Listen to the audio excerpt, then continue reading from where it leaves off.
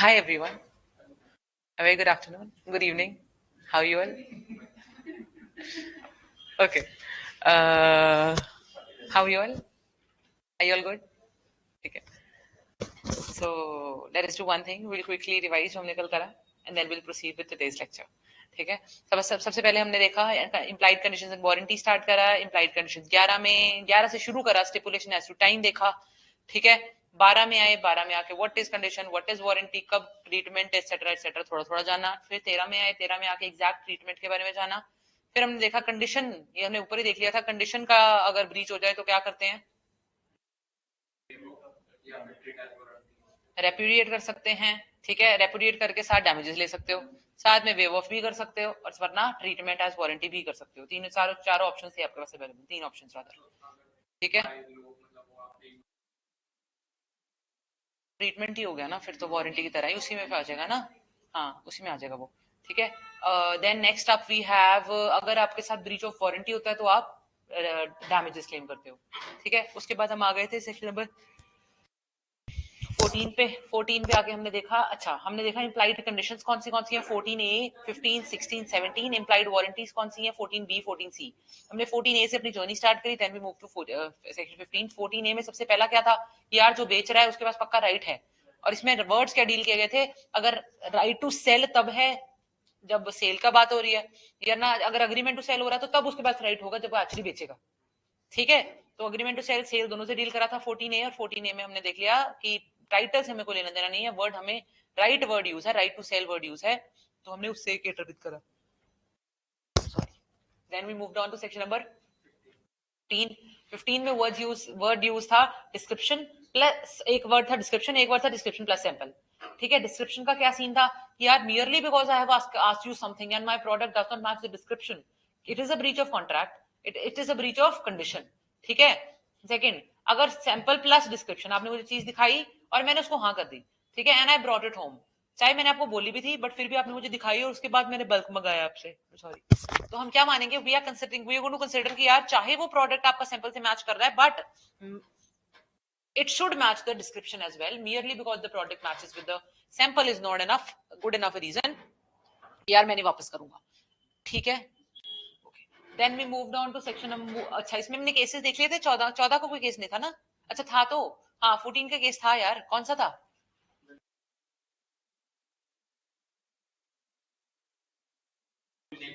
वो तो नीचे था ना. निब्लेट वाला, ट्रेडमार्क वाला है ना. ठीक है. निब्लेट वर्सेस कन्फेक्शनर वाला था ना. कन्फेक्शनर कंपनी जो भी था, कन्फेक्शनर मटेरियल कंपनी. ठीक है. इसमें क्या हुआ था, उसने निस्ली ब्रांड का, ठीक है, लोगो यूज करके प्रोडक्ट बेच दिए. कंडेंस्ड मिल्क वाला केस, जब वापस जब दूसरे बंदे ने बेच, उसको कस्टम्स वालों ने रोक लिया कि तुम किसी और ब्रांड का यूज कर रहे हो. उसका घाटा हो गया, वो पैसे मांगने लग गया. वो कह रहा था यार ये तो ब्रीच हो गया. अब वो कहता वापस करो, वो कहता वापस नहीं करूंगा क्योंकि जो वो स्टेज निकल गई वापस वापस वाली. ठीक है. बट डैमेजेस क्लेम कर लेती. ये था. एक और था रॉलैंड वर्सेस डिवॉल. ये कौन सा था. कार खरीदी, वापस चली गई, कोई और वापस ले गया, किसी और की थी. ठीक है. आपको लगा था मैं खरीद रही हूँ तो ये शब्दाबास राइट होगा ही, बेच रही है, बट शब्दाबास राइट नहीं था. गाड़ी कहीं और चली गई. 3-4 महीने चला ली. 3-4 महीने मैंने चलाई थी, 3-4 महीने, या किसी और ने भी, जिसने भी चलाई थी, उससे कोई तीसरा बंदा आके ले गया, हमने मान लिया ब्रीच. नेक्स्ट. हाँ हाँ 15 के केस लॉस बताओ. वो वॉले वर्सेस विप. रीपिंग मशीन, हमें लगा था, बोला एडवर्टीज कैसे करी गई थी यहाँ, उसकी डिस्क्रिप्शन क्या थी. It looked new. ठीक है. नई जैसी है. ठीक है. बट वो किसी भी एंगल से नई जैसी थी नहीं. ठीक है. तो हमने क्या मान लिया, डिस्क्रिप्शन का वॉयलेशन हुआ है, जो बोली गई थी उस डिस्क्रिप्शन की नहीं है, तो हम ब्रीच ऑफ कंडीशन मान के से वापस कर सकते हैं, रेप्यूडिएट कर सकते हैं. एक और था. एक ही करा कल. ठीक है. आगे लिख लो, फिर नेक्स्ट लिख लो.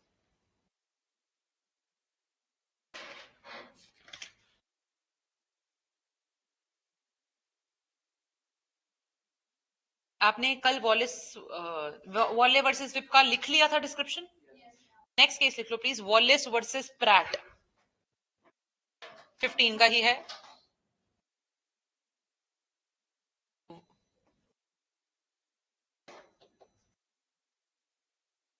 वॉलिस versus Pratt.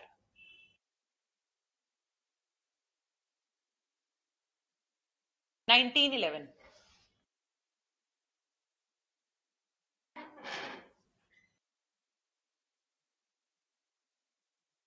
Please write down.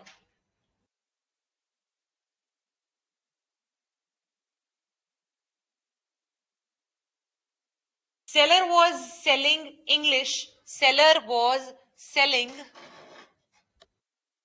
English Sanfoin seed. Seller was selling English Sanfoin seed to the buyer.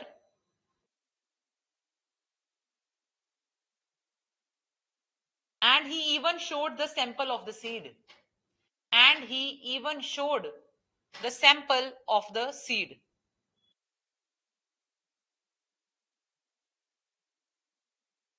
Buyer purchased it.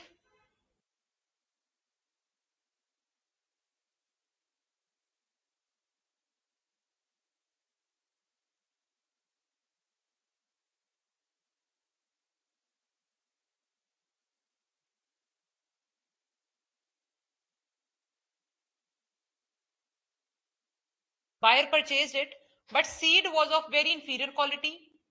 But seed was of very inferior quality. Here the buyer can claim damages, even though claim damages only कर देना, only even though claim damages only even though it was a breach of condition, even though it was a breach of condition, as the stage of repudiation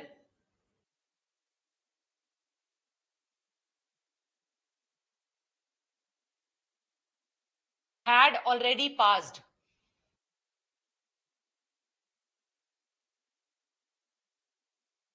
Stop. Seller in this case questioned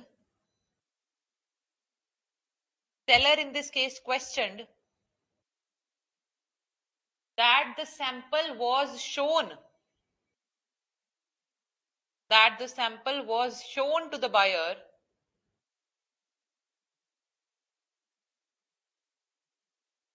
but it was held that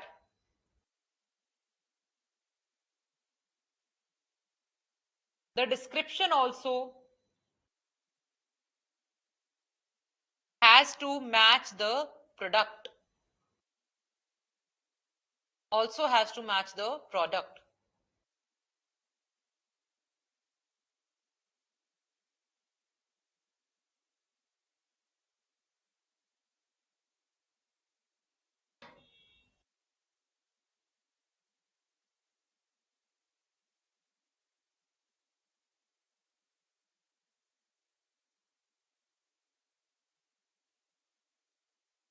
और इस case में ना एक और बात आई थी कि seller ने क्या कंटेंट करा था कि सॉरी बायर ने कंटेंट करा था कि काम करो प्लीज इसको रिजेक्ट भी करवाओ गुड्स को, ठीक है, मेरे को रिजेक्शन का राइट भी रेप्यूटेशन का राइट भी मिलना चाहिए, ठीक है। तो दूसरी पार्टी बोल रही थी कि नहीं सर ये तो ब्रीच ऑफ वारंटी की तरह ट्रीटमेंट हो गया, अब तो मतलब इसको सिर्फ डैमेजेस मिल सकते हैं, इसने तो मेरा प्रोडक्ट यूज कर लिया, रेटिफाई कर लिया है, ठीक है, क्योंकि सीड उगाई तो पता लगा या सीड बेची तो पता लगा, कुछ तो करा इसने, उगाई थी, हाँ सीड उगाई या बेची कुछ भी करा, यूज करा ना प्रोडक्ट, ठीक है, तभी पता लगा कि खराब क्वालिटी है, वरना you would have never known कि this of inferior quality, seed की बात है, ठीक है। तो in such cases court of Lords ने क्या बोला था इस टाइम पे कि हम मानते हैं कि चाहे ये ब्रीच ऑफ कंडीशन है बट रेक्टिफिकेशन होने के कारण, but usages of the product के कारण इसमें स्टेज वो वाली रेप्यूटेशन वाली पास हो चुकी है और प्रोडक्ट्स रिटर्न नहीं हो पाएंगे, सिर्फ और सिर्फ डैमेजेस मिल सकते हैं, ठीक है, चाहे उसकी शक्ल अभी भी कंडीशन वाली ही रहेगी, ठीक है, ओके।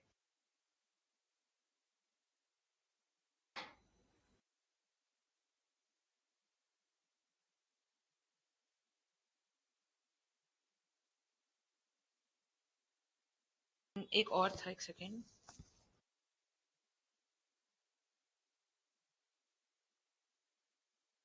कॉलेज वर्सेस प्राट हो गया, ठीक है, इट्स इनफ, ओके। एक और लिख लो यार, Shepherd, Shepherd whatever you may call it,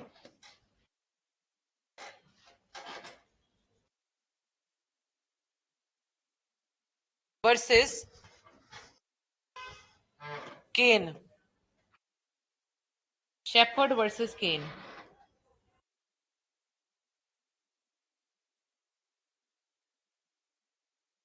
1821, 1821. A contract was reached. A contract was reached to sell the ship. To sell the ship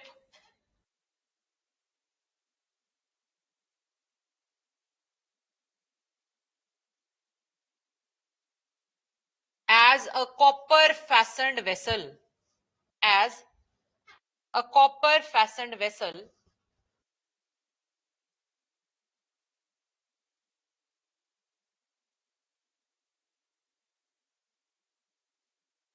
the ship turned out to be partially copper fastened. Tell किया गया था बोल के कि it is fully पूरे copper से भरी पड़ी है, निकली गया partially copper fastened. The court held that the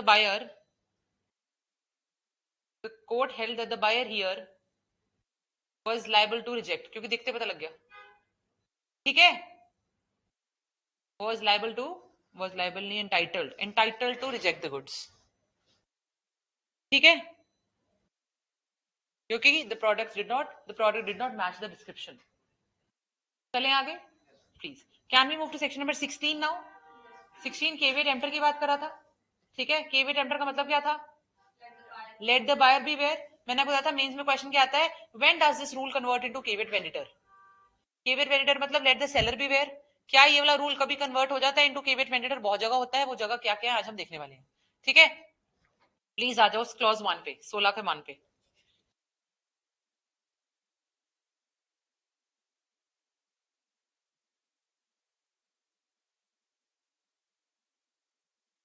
हाँ जी। Subject to the provisions of this act and any other law of the time being in force, there is no implied warranty or condition as to the quality or fitness for any particular purpose of the goods supplied under a contract of sale. इन्होंने बोला है जो आपको इस act में दे रहे हैं, इसके अलावा या हो सकता है किसी और एक्ट में आपको बोला गया उस चीज की कोई क्वालिटी होनी चाहिए। जनरल रूल क्या है कि क्वालिटी और फिटनेस के लिए बायर सेलर जिम्मेदार नहीं है। जनरल रूल क्या है कि क्वालिटी कैसी है किसी चीज के लिए, इसके लिए दुकानदार जिम्मेदार नहीं है, you are responsible, the buyer should be beware, ये जनरल रूल है।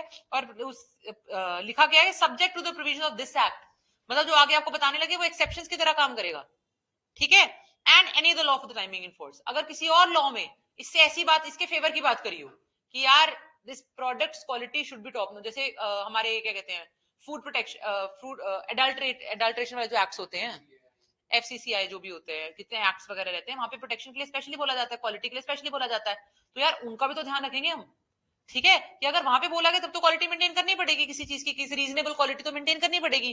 अदरवाइज जनरल रूल क्या है उनको साइड पे रख के कि यार there is no implied warranty और condition as to the quality और फिटनेस, यहां तक ठीक है।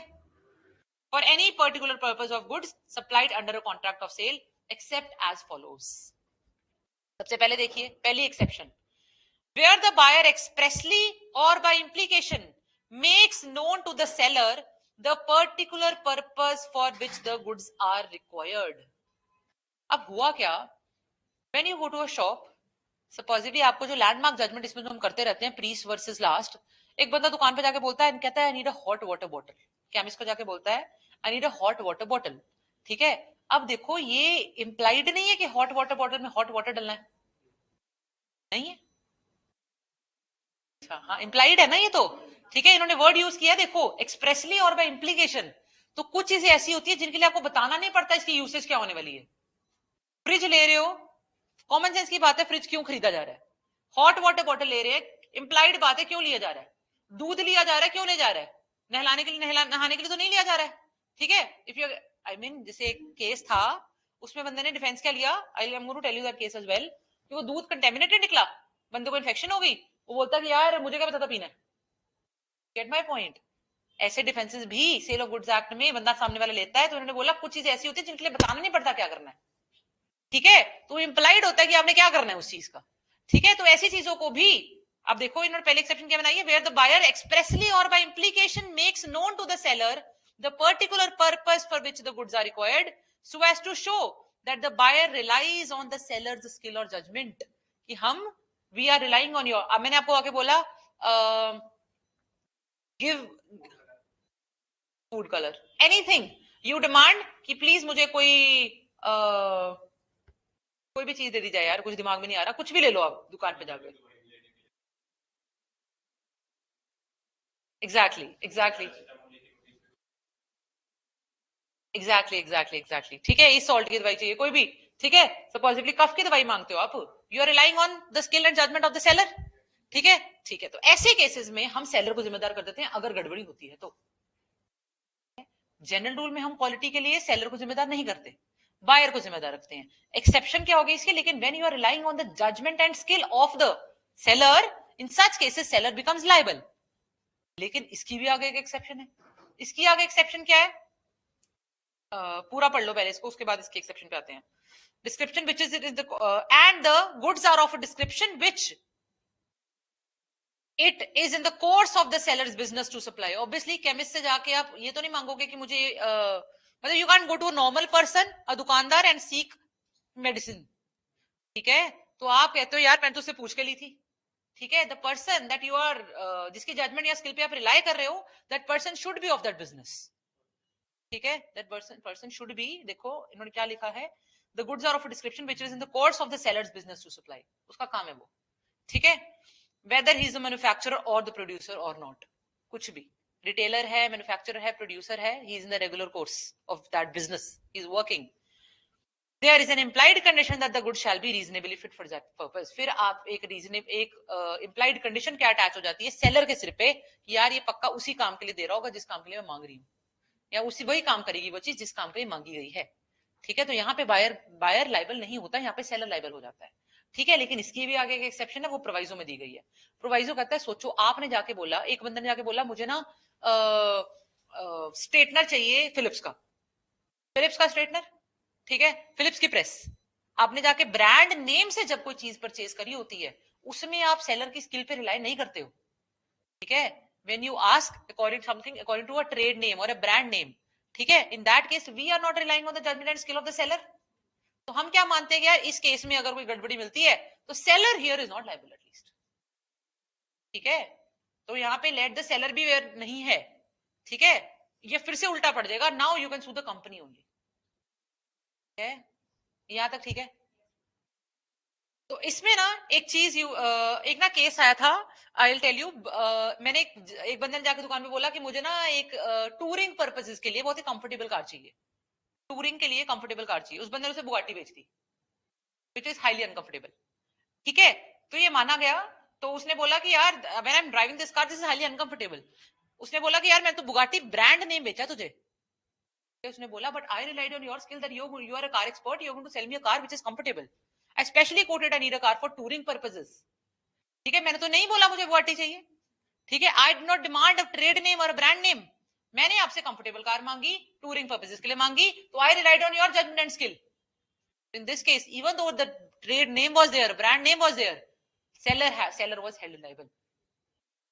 ठीक है, यहां तक समझ आई। अब लिख ले केस लॉज के, सारा ये जो केस लॉज बताए हैं वो केस लॉज हैं, मतलब वो नाम के साथ हमें याद करने पड़ेंगे। ठीक है, please write down.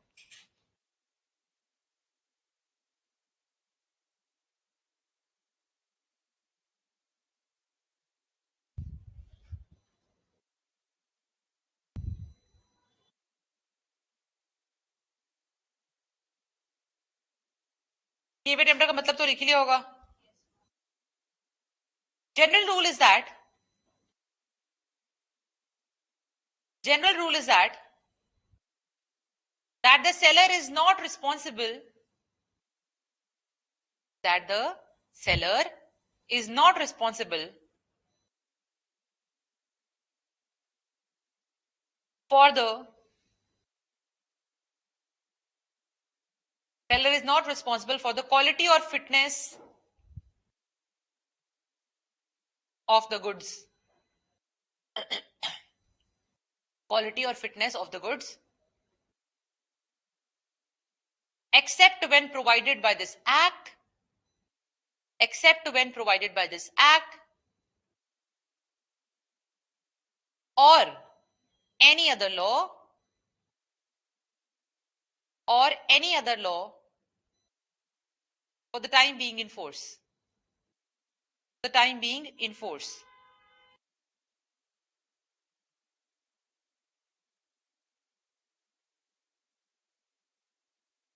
But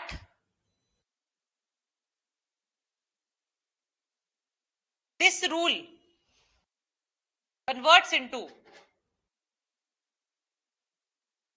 caveat venditor. But this rule converts into caveat venditor when the case falls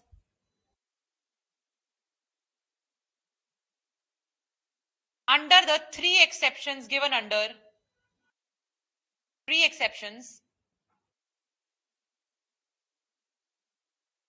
section 16. Clauses इसके चार है बट तीन ही एक्सेप्शंस है, चौथा क्लॉज फालतू है, फालतू एज एन एक्सेप्शन नहीं है वो, ठीक है। तो पेपर में इसका प्री में क्वेश्चन आता है, how many exceptions are there to this general principle, answer is 3 and not 4, ठीक है। ओके, यहां तक लिख के क्या लिखा है लास्ट लाइन, जरा सा पहले सेक्शन 16, ठीक है। ओके, नेक्स्ट बना लो 16(1).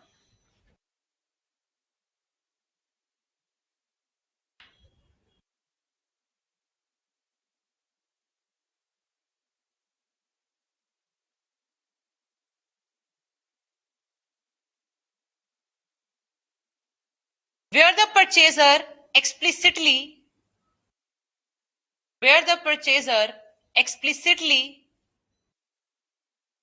or by implication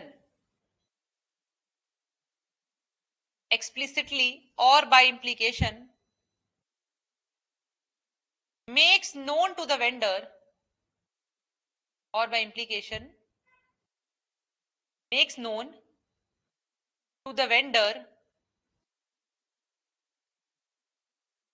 the specific reason for which the goods are required, comma, in order to show that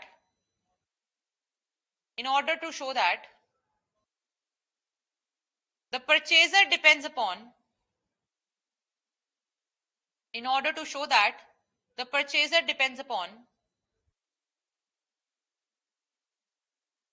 the seller's aptitude, comma, skill or judgment, and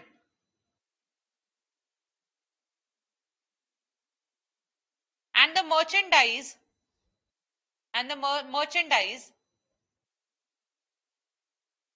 are of a description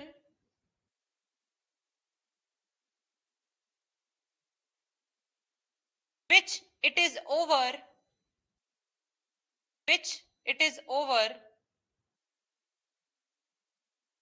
span of the merchant's business to supply.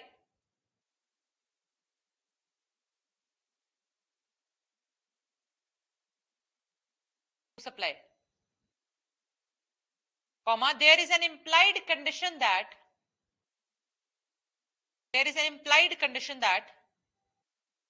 the products will be sensibly fit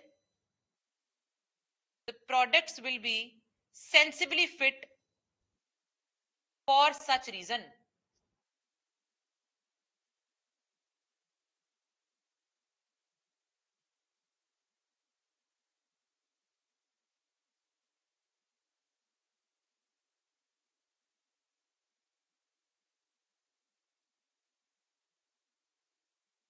पहला एक case लिख लो, Priest versus last.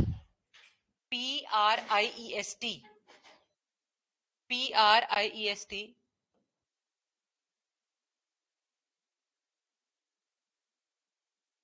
Versus last.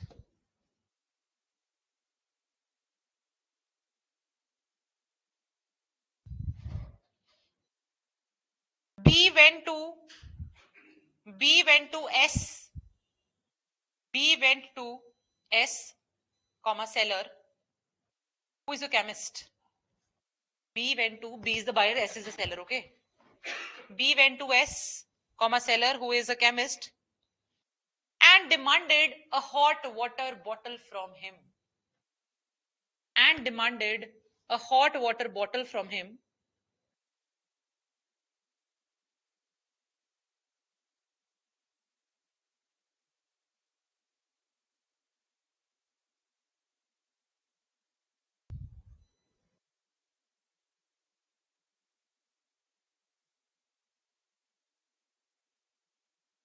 That bottle bursted in the hands of the buyer's wife.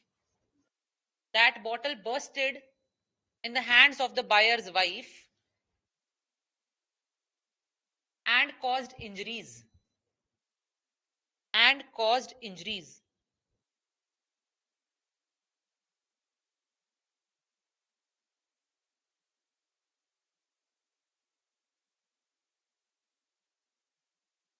अब देखो ना, इसके ना facts में एक चीज बस ऐसी है जो एक्स्ट्रा सी है. उसने ना बात करी थी कि यार ये बोतल में ना बॉइलिंग वाटर मत डालना, गरम गरम चल जाएगा, और वो गरम में फट गई. ठीक है, बॉइलिंग मत डालना, हॉट वाटर बॉटल है. व्हेन आई परचेज, जब मुझे केमिस्ट ने बोला कि इसमें बॉइलिंग पानी मत डालना, ठीक है, लेकिन मैंने नॉर्मल गरम डाला, उसमें उसमें भी it bursted out and it hurt my wife.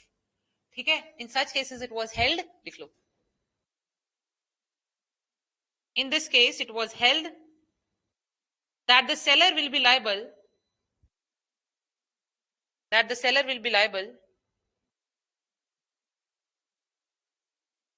as the buyer's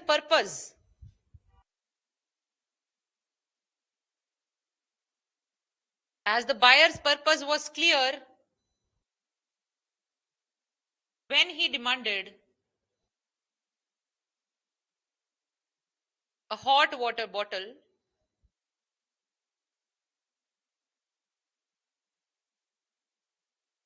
and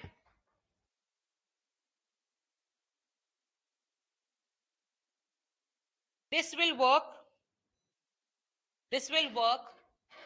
as an exception to the principle of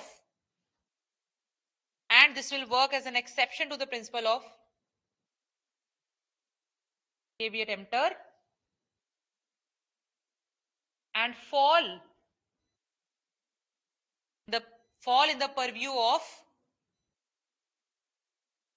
caveat venditor.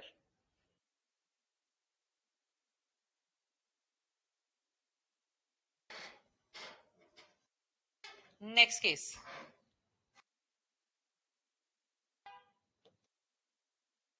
Frost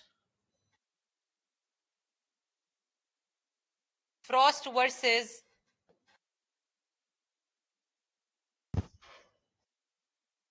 Aylesbury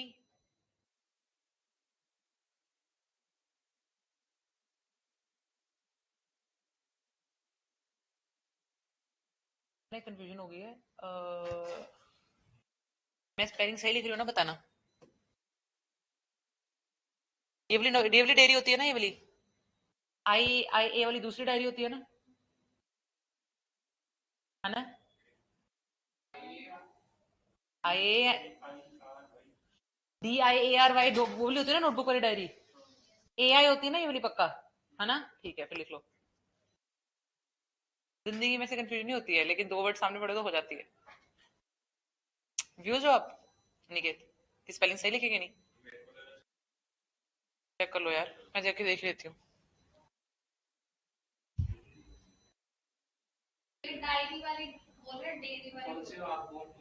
dairy दूध वाली डेयरी लिखनी है.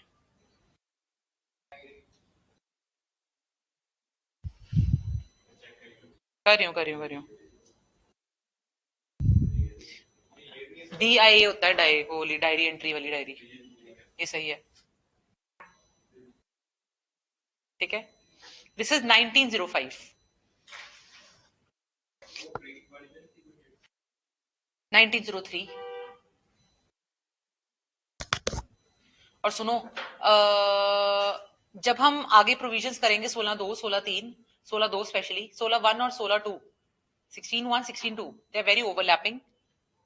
पेपर में ना कभी क्वेश्चन नहीं आएगा 16(1) में कौन सा फॉल कर रहा है, 16(2) में कौन सा फॉल कर रहा है, in the record of 10 years at least, क्योंकि these provisions will overlap at one place और द अदर, ठीक है। आपको कई बार लगेगा ये 1 में भी फॉल कर रहा है, 2 में भी फॉल कर रहा है, ठीक है। तो मेरा खून मत पीना, पढ़ लेना किसी से भी, मतलब कहीं से भी देख लेना, these provisions are going to overlap. इनके केसेस भी ऐसे ऐसे ऐसे कर रखे हैं, एक 16(1) में फेंक रखा है, एक 16(2) में फेंक रखा है, जो 16(1) में भी जा रहा है, जो 2 में फेंक रखा है ना बुक्स में, हर बुक में, वो 1 में भी फिट करता होता है, क्योंकि है ही ओवरलैपिंग, ठीक है। जब हम पढ़ेंगे तब आप खुद देख लेना कि ओवरलैपिंग कैसे है, ठीक है, okay.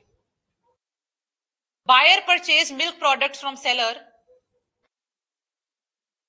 Buyer purchased milk products from the seller, but the milk was contaminated. But the milk was contaminated, and it contaminated, and it contained typhoid germs. And it contained typhoid germs. The buyer's family fell sick. The buyer's family fell sick. The seller was held liable as there was no need to specify the purpose of milk. As there was no need to specify the purpose of milk. ठीक है।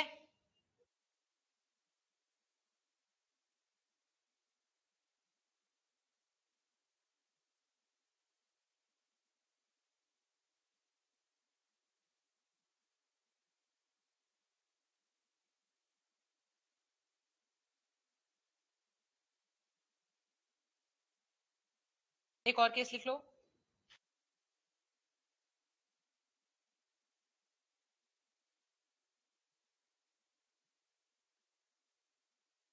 गेडलिंग, GEDDLING, Geddling, EDDLING, Geddling versus Marsh, 1920। Marsh, MARSH। Buyer purchased certain water bottles. Buyer purchased certain water bottles from the seller.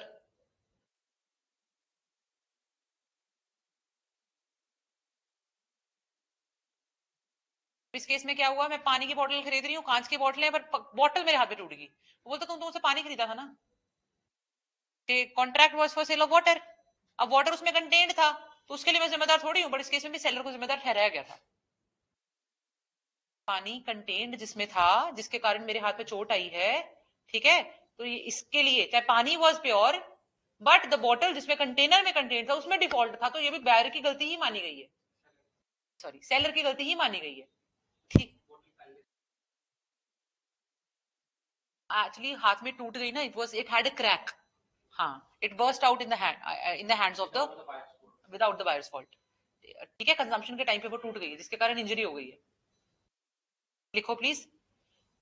Buyer was suppose to return the bottles after consumption, पहले नहीं होता था Coke P के वापस करनी होती थी bottles, वो वाला ब्रो आपके टाइम पे भी होता था, आपके टाइम पे भी होता था, टू ईयर, सेकेंड ईयर में अब हाँ, हैं हैं हैं, थैंक्स, बताओ ईयर ऑफ बर्थ। मेरे को जब पता लगा था मैं शॉक्ड। 11 साल बड़े हो आप, छोटे हो आप उनसे। हम्म,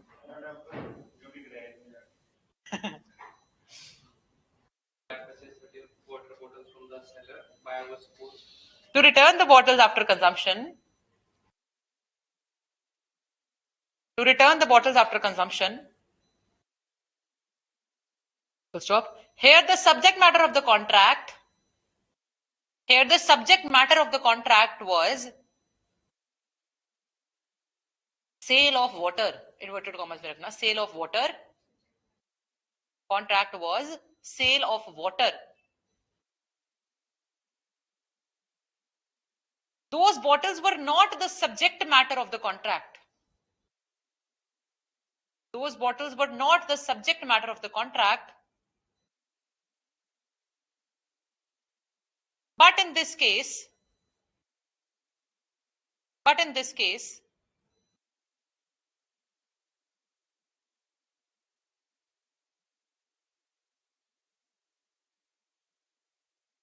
buyer suffered injury because of the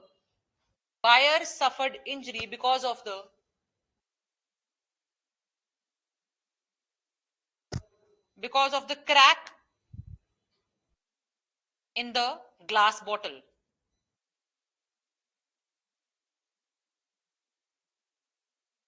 Seller was sued,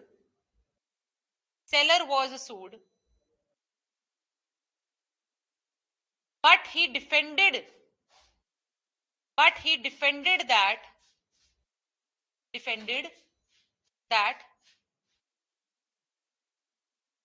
bottle was not the subject matter.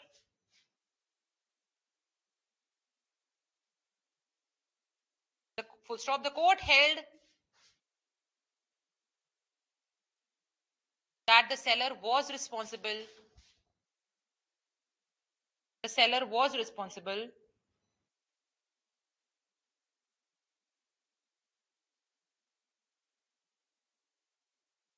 For all the products that he was selling.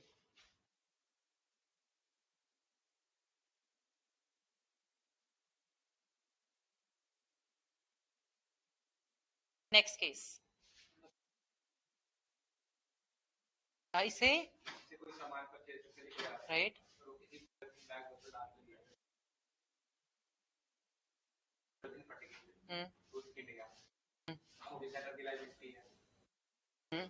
अगर उसकी क्वालिटी ऐसी थी, हल्का चेक नहीं करा, भारी चीज हल्के में डाल दी, then yes.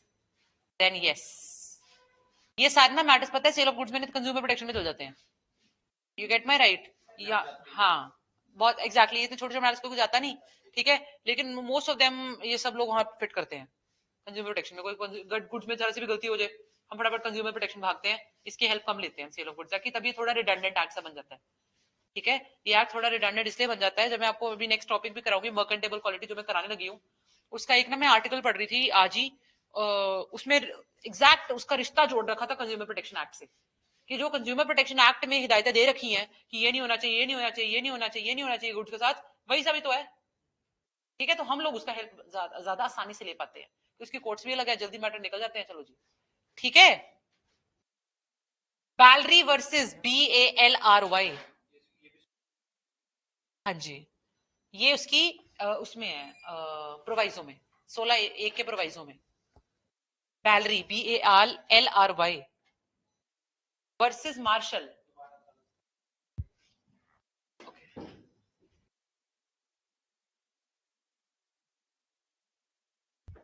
Versus martial.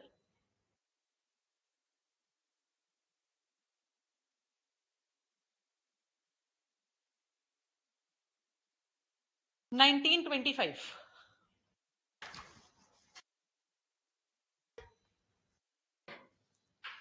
Seller sells Bugatti car to the buyer. Seller sells Bugatti car to the buyer, even though the buyer informed the seller that he requires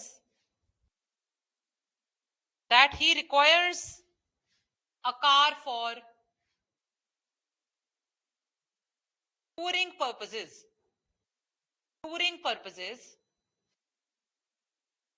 and which is comfortable. Touring purposes and which is comfortable. Here, the buyer is relying on the skill of seller. Here, the buyer is relying on the skill of the seller, even though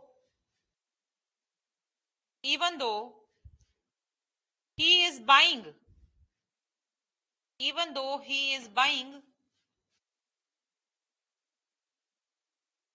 the car of a particular brand.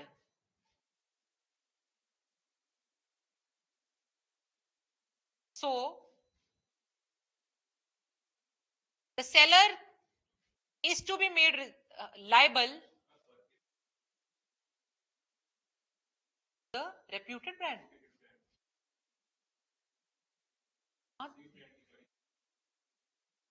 यहाँ पे आप देखो ना, मैंने आप इन्होंने बोला है कि हम प्रोवाइजो में फिट करने की कोशिश कर रहा था सेलर कि यार आपने तो ब्रांड की गाड़ी दी है मैंने आपको. It is not about reputed brand ना. आप देखो, हाँ वो नहीं नहीं नहीं यही नहीं ना हुआ इस केस में. भाई आपको क्यों प्रोवाइजो से बाहर निकाल रहे हैं हम इसके एग्जांपल को. प्रोवाइजो नहीं लगा रहे हैं हमने ना. डिफेंस क्या लिया. आप सोचो, मैं आप मेरे पास आए, मैंने आपको, आपने बोला कंफर्टेबल कार दो, तो मैंने आपको बुगाटी बेच दी. आपको लगा यार ये तो कंफर्टेबल ही नहीं है, ये कैसी गाड़ी बेच दी. टूरिंग, इसके लिए बोला भी था श्रद्धा को कि टूरिंग के लिए गाड़ी चाहिए. सेलर कहता मैंने तो ब्रांड की गाड़ी बेची है. सेलर ने फिट करने की कोशिश करी प्रोवाइजो में, क्योंकि सेलर अगर प्रोवाइजो में फिट कर देता है आपका केस, अपना केस ये वाला, तो वो बच जाएगा. तो फिर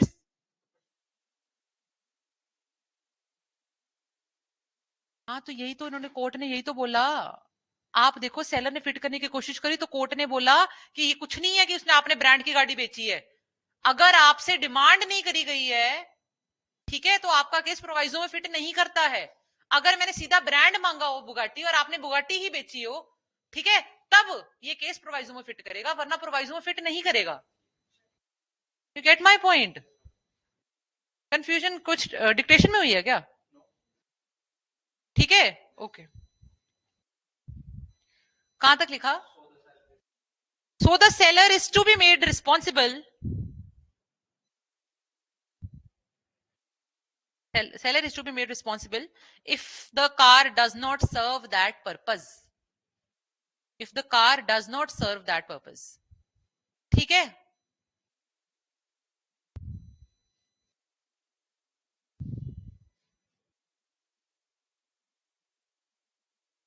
नेक्स्ट एक्सेप्शन सेकंड पे आ जाओ. First clause 16(1) done. 16(1) done, easy. ठीक है, 16(2) पे आ जाओ. Where goods are bought by description, please underline by description.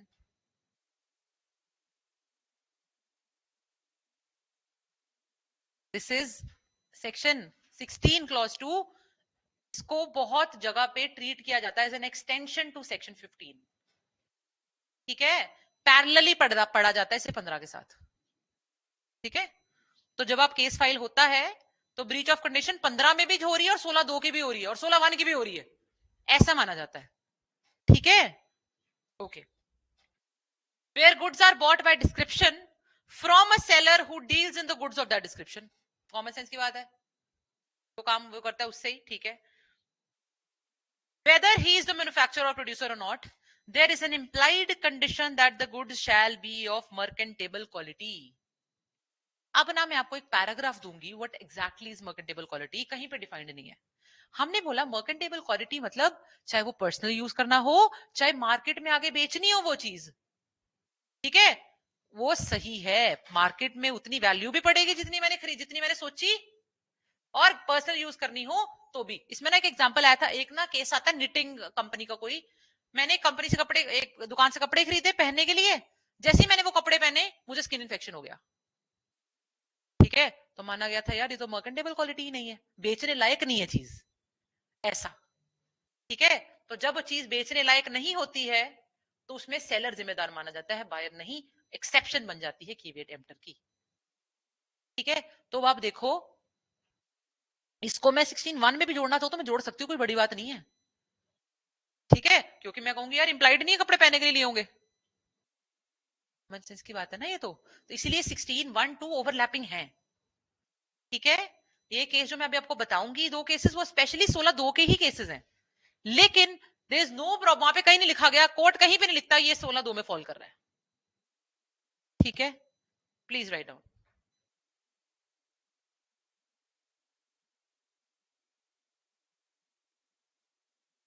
इन्होंने बोला ना क्वालिटी और फिटनेस, जनरल रूल क्या कहता है, क्वालिटी और फिटनेस के लिए बायर जिम्मेदार है।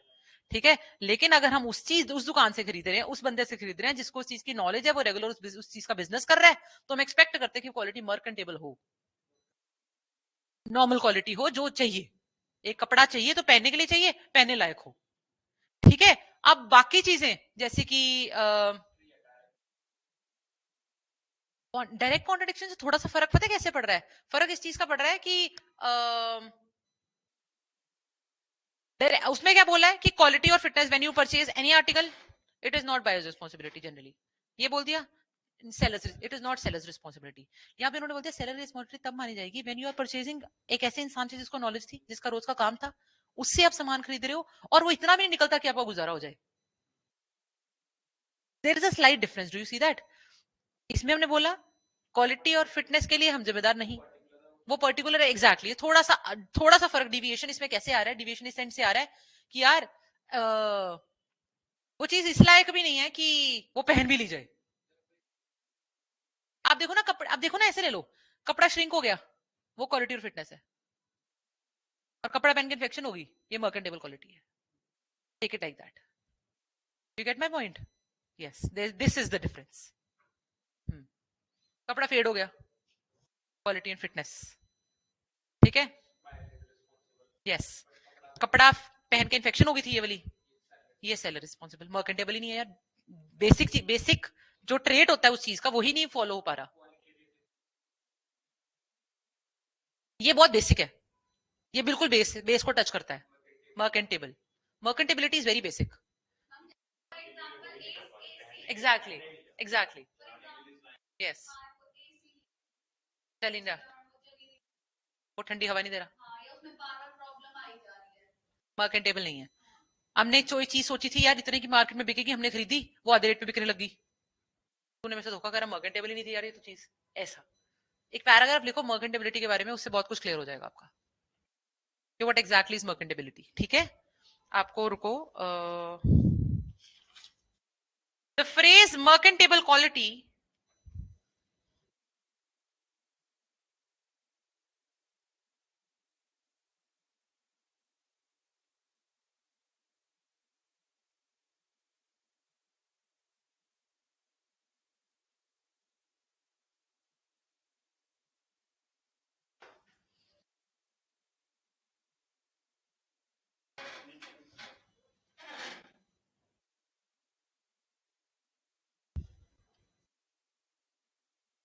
एक सेकंड रुको,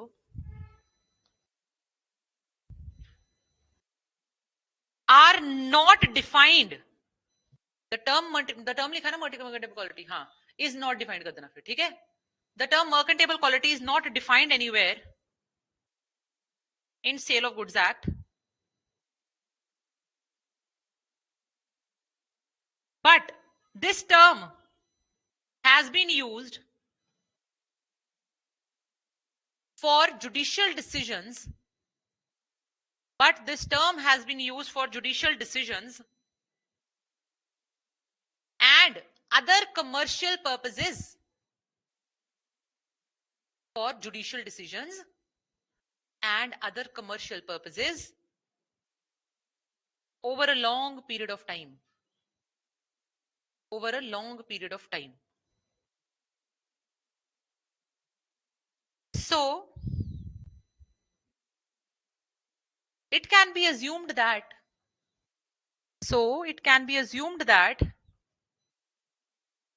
the goods of mercantile quality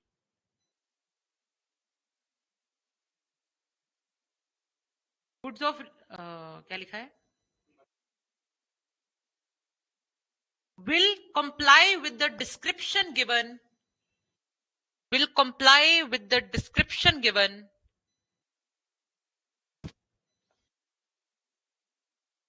in the contract of sale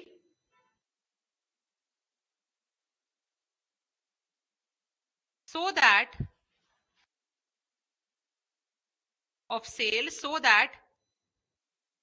it is a good buy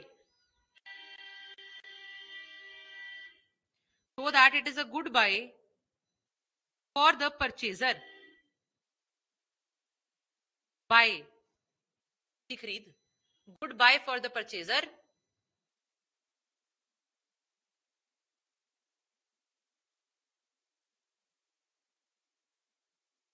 and any person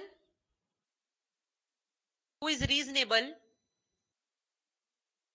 नहीं करो who any person who reasonably लिख दो any person who reasonably examines the goods well before buying it would buy it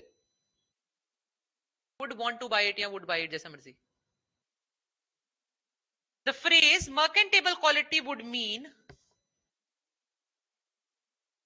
थोड़ा सा idea लगा what exactly is mercantile quality. ठीक है. The phrase mercantile quality would mean that the article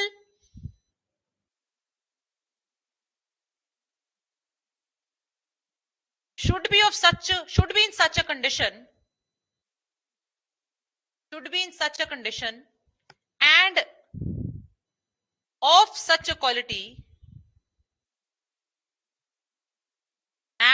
quality that a reasonable man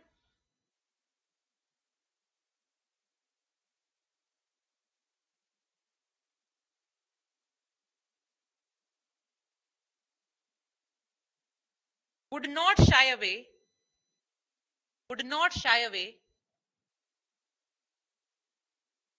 from accepting it under the circumstances of the case.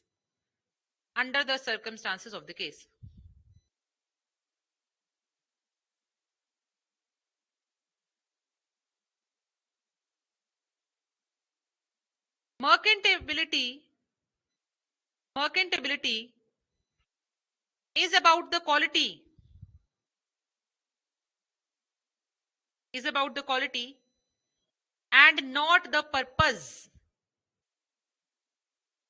The quality, this is a slight difference between 1 and 2. Okay, mercantile फर्क समझ आ रहा है. इन्होंने specially लिखा है not for the purpose was specifically in 1. क्या कि implied purpose क्या होता है चीज का. थोड़ा सा फर्क यहाँ पे क्वालिटी का एम्फेसिस ज्यादा है, पर्पस का एम्फेसिस पर्पस पे एम्फेसिस थोड़ा कम है when it comes to clause 2. ठीक है. Mercantility is about the quality and not the purpose.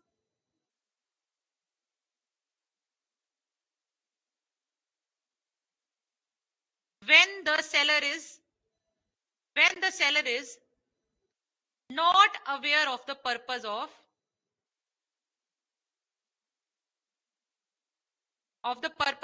buying the goods.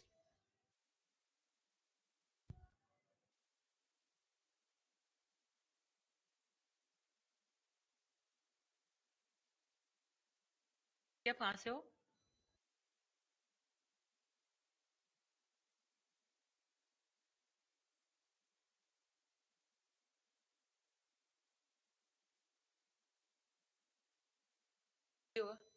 Last word. Next paragraph बना लो. The proviso. यस 16/2 का. ठीक है. तो आप कहां से हो? हैं? पंजाबी कैसे बोलते हो फिर आप? हिमाचल में कहां से? नालागढ़. अच्छा. जलंधर पंजाब. ये पंजाबी बोल रहा है, कल से पंजाबी बोल लिया इसने मुझसे. ओके. ठीक है. हाँ. अच्छा इतनी पास है. अच्छा ओके. आप तो चंडीगढ़ से हो ना? सॉरी सॉरी सॉरी सॉरी, ठीक है, ओके। इसका जो प्रोवाइजो है ना, प्रोवाइजो ना फिर से जनरल रूल था, बायर जिम्मेदार, 16(2) आया, सेलर जिम्मेदार मेन, और उसका फिर से आगे प्रोवाइजो बैठा है जो फिर से बायर को जिम्मेदार कर देगा। 16(1) में भी तो यही हो रहा है, जनरल रूल बायर जिम्मेदार, 16(1) सेलर जिम्मेदार, उसका प्रोवाइजो बायर जिम्मेदार, यही कर रहे हैं, फिर से ये करने लगे हैं। 16 जनरल रूल बायर जिम्मेदार, 16(2) सेलर जिम्मेदार, प्रोवाइजो बायर जिम्मेदार। हाउ, लेट अस सी। हम जानते हैं डिफेक्ट्स दो तरह के होते हैं, एक होते हैं लेटेंट डिफेक्ट, होते हैं पेटेंट डिफेक्ट, जिसको इंडियन एविडेंस एक्ट में भी पढ़ते हैं, ठीक है। लेटेंट डिफेक्ट जो लेट नजर आते हैं लेटेंट है, बात खत्म।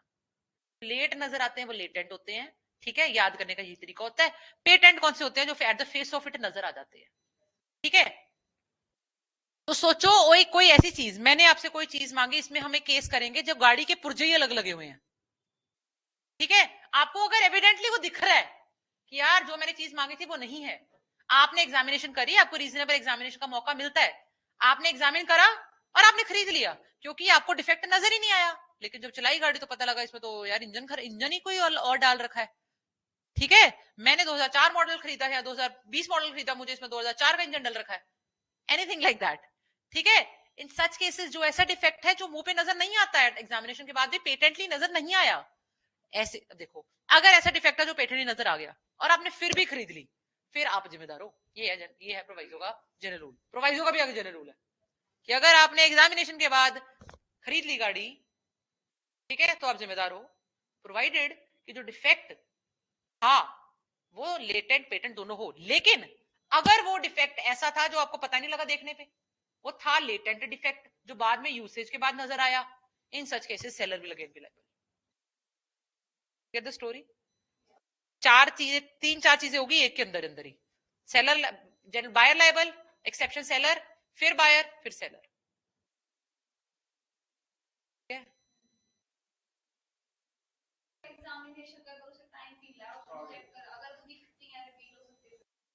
तो कॉमन सेंस की बात है, कौन होगा, बायर। अगर लेटेंट है तो seller.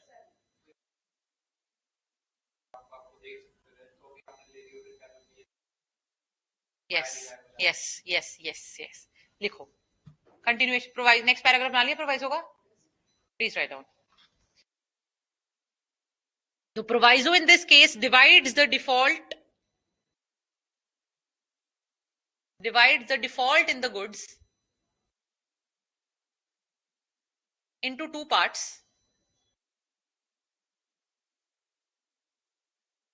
The latent defect is the type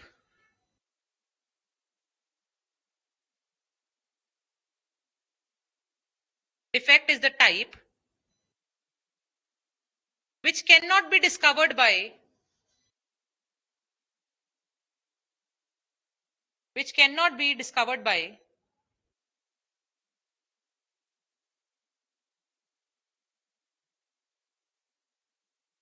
the ordinary exercise of due care and attention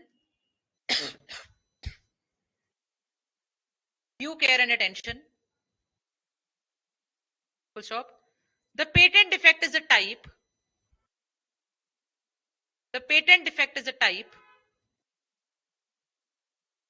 which can be discovered by a person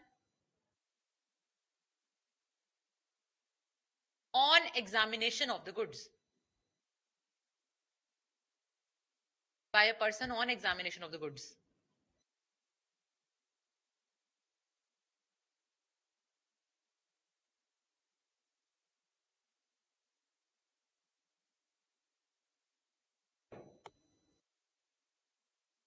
When the goods are examined by the buyer,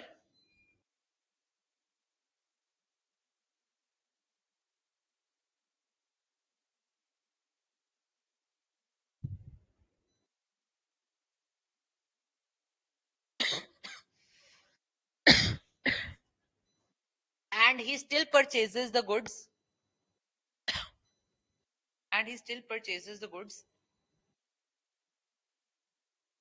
even though the defect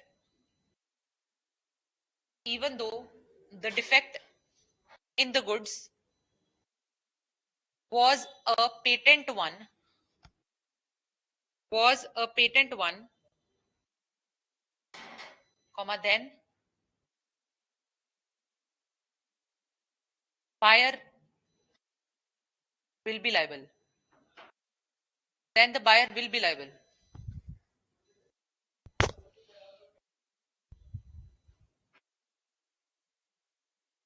ठीक है.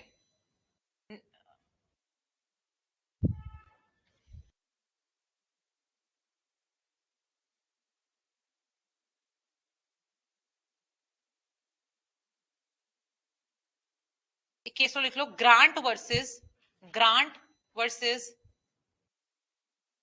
Australian knitting mills.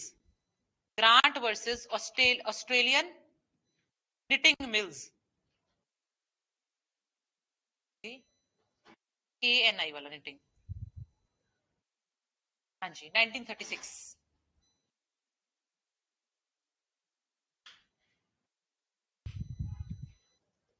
A person purchased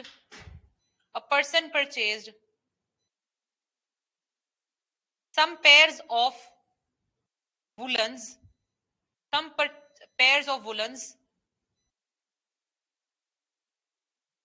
from a company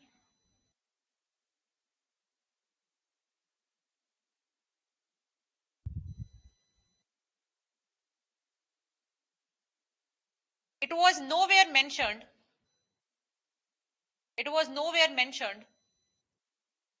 that the clothes must be washed before wearing,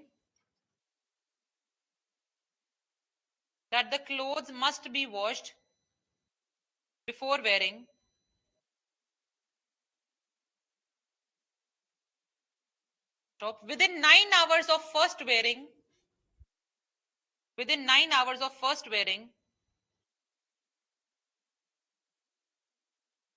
the person suffered a skin irritation.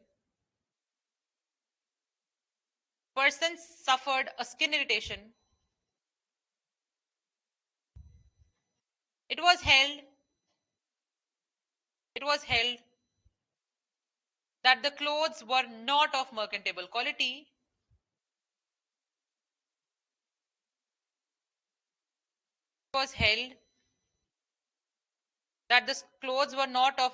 quality. And hence the seller was liable.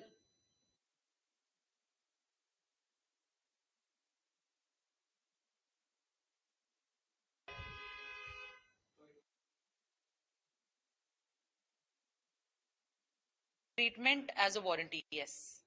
Only he cannot जैसे आप इतना लिखा करो paper में, पता है क्या लिखना है इसका हमेशा कि in this case because rectification has been done, the goods cannot be returned, the stage of repudiation has already passed, so only damages can be claimed.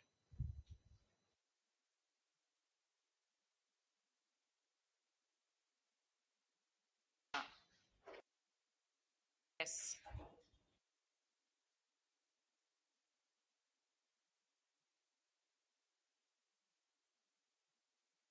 Good. हम करते हैं.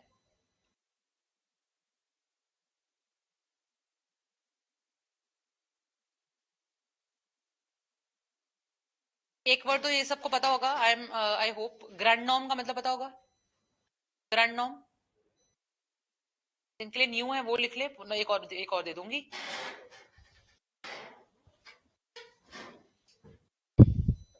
क्या होता है grand norm Puneet? Grand norm is basically the root of something. ठीक है, grand norm is basically the root of a particular thing. ठीक है, जिससे सब कुछ अराइज होता है, बेसिस ऑफ समथिंग. ठीक है, ओके. नेक्स्ट आप लोग लिख लो स्केयर्ड के सिनोनिम्स लिख लो. Whenever you want to say I'm scared, you can use the words terrified, horrified,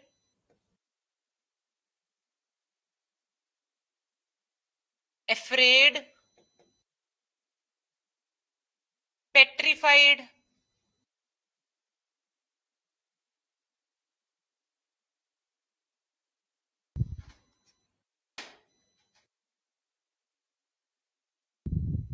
frightened,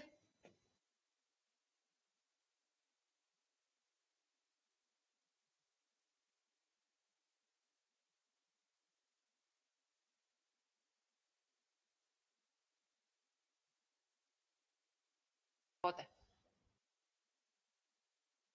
Replace with something you don't use. At least, just like I like petrified, terrified the most. These are the one words that I use the most. You can replace with whatever feels, whatever pleases you. Okay? Okay. Thank you, everyone. I'll see you all tomorrow, maybe, or on Tuesday. Thank you.